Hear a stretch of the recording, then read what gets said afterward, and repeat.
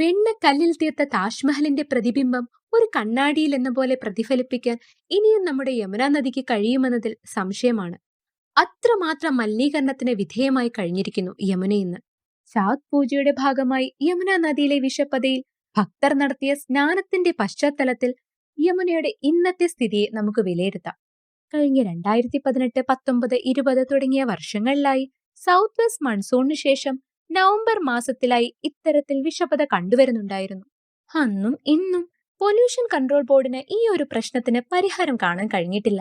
ഡൽഹിയിലെ വസീറാബാദിനും ഒഖ്ലയ്ക്കും ഇടയ്ക്കുള്ള 22 കിലോമീറ്ററോളം നീണ്ടുകിടക്കുന്ന നദീപ്രദേശങ്ങളിലാണ് ഈ വിഷപ്പത രൂപപ്പെടുന്നത്. ശരിക്കും എന്താണ് ഈ വിഷപ്പത? എങ്ങനെയാണ് ഈ വിഷപ്പത നദിയിൽ രൂപപ്പെടുന്നത്? ഹൈലി ടോക്സിക് ആയ മെർക്കുറി, ക്രോമിയം പോലെയുള്ള ഹെവി മെറ്റൽസിന്റെയും ഫോസ്ഫേറ്റ്സ് പോലെയുള്ള ഇനോർഗാനിക് കോമ്പൗണ്ട്സിന്റെയും അതിശക്തമായ മാറാരോഗങ്ങൾ വരുത്താൻ കാരണമായേക്കാവുന്ന കോളിഫോം ബാക്ടീരിയ, സാൽമൊണല്ലെ, വിബ്രിയെ, ക്ലെപ്സിയെല്ലെ, സ്റ്റാഫിലോകോക്കസ് തുടങ്ങിയ പാത്തോജനിക് ബാക്ടീരിയകളുടെ സാന്നിധ്യമാണ് ഈ പതയെ വിഷപ്പതയാക്കുന്നത്.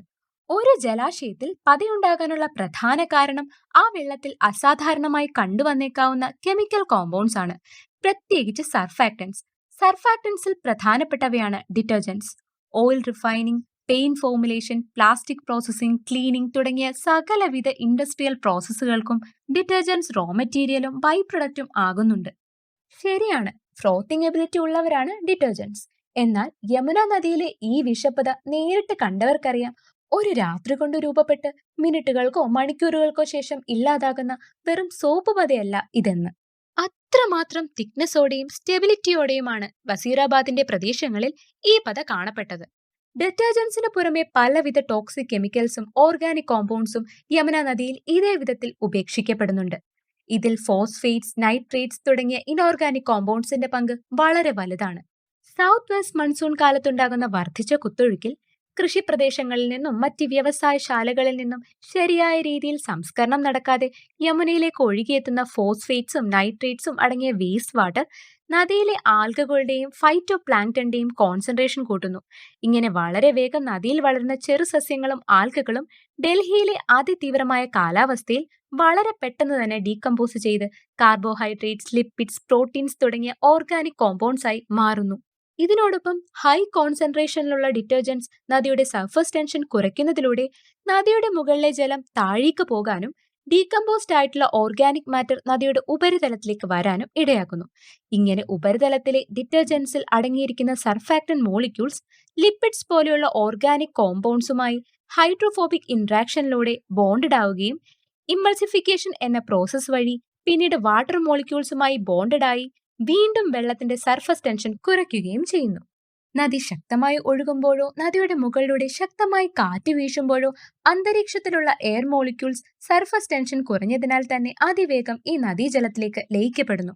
ഇങ്ങനെ വാട്ടർ, സർഫാക്ടൻസ്, ഓർഗാനിക് കോമ്പൗണ്ട്, സർഫാക്ടൻസ്, വാട്ടർ എന്ന പാറ്റേണിൽ ബോണ്ട് ചെയ്ത് വളരെ സ്റ്റേബിളായ ഫ്രോത്ത് അഥവാ പത രൂപപ്പെടുന്നു. ചുരുക്കത്തിൽ ഒരു നദിയിൽ ഡിറ്റർജന്റിന്റെയും നൈട്രേറ്റ്സ്, ഫോസ്ഫേറ്റ്സ് തുടങ്ങിയ ഇനോർഗാനിക് ന്യൂട്രിയൻസിന്റെയും മറ്റ് ഓർഗാനിക് മാറ്ററിന്റെയും കോൺസെൻട്രേഷൻ കൂടുന്നതിനനുസരിച്ച് ഈ ഫ്രോത്ത് ഫോർമേഷൻ അഥവാ പത രൂപപ്പെടൽ കണ്ടിന്യൂസ് ആയി ഉണ്ടാകുന്നതിനും അത് സ്റ്റേബിളായി കാണപ്പെടുന്നതിനും സാഹചര്യമൊരുക്കുന്നു. യമുന ജലത്തിന്റെ വാട്ടർ ക്വാളിറ്റി പാരാമീറ്റേഴ്സ് പരിശോധിച്ചപ്പോൾ ഈ ജലം കുടിക്കുവാനോ മറ്റ് ആവശ്യങ്ങൾക്കോ ഉപയോഗിക്കാൻ പറ്റില്ലെന്നും ഹൈലി യൂട്രോഫിക് ആണെന്നും തെളിഞ്ഞു. Skin diseases, neurological disorders, cancer, gastro industrial problems തുടങ്ങിയ ആരോഗ്യ പ്രശ്നങ്ങൾക്ക് കാരണമായേക്കാവുന്നതിനാൽ ചാത് പൂജയ്ക്ക് വളരെ മുൻപ് തന്നെ ഡൽഹി ഹൈക്കോടതി യമുന നദിയിൽ കുളിക്കുന്നത് വിലക്കിയിരുന്നു. പല ഇൻഡസ്ട്രികളുടെയും സീവേജ് പൈപ്പ് ലൈൻസ് അവസാനിക്കുന്നത് യമുന, ഗംഗ പോലെയുള്ള വലിയ വലിയ നദികളിലേക്കാണ്. ഏതൊക്കെ വഴിയാണ് ഇത്തരത്തിൽ യമുന നദിയിലേക്ക് മാലിന്യം എത്തുന്നതെന്ന് ഇനിയും തീർച്ചപ്പെടുത്താൻ അധികാരപ്പെട്ടവർ ശ്രമിക്കേണ്ടത് അത്യാവശ്യമാണ്. ശരിയായ വാട്ടർ ട്രീറ്റ്മെന്റിന് ശേഷം മാത്രമേ ഇങ്ങനെയുള്ള സീവേജ് വാട്ടർ നദികളിലേക്ക് ഒഴുക്കാവൂ എന്ന നിയമമുണ്ട്. കൃത്യമായ വേസ്റ്റ് വാട്ടർ ട്രീറ്റ്മെന്റ് പ്ലാന്റ്സ് എല്ലാ വ്യവസായശാലകളിലും നിർബന്ധമാക്കുകയും കൃത്യമായ മെയിന്റെനൻസ് ഉറപ്പുവരുത്തുകയും ചെയ്യേണ്ടത് ഇന്ന് കൺമുന്നിൽ മരിച്ചുകൊണ്ടിരിക്കുന്ന യമുനയെ പുനർജീവിപ്പിക്കുന്നതിന് വളരെ അനിവാര്യമാണ്.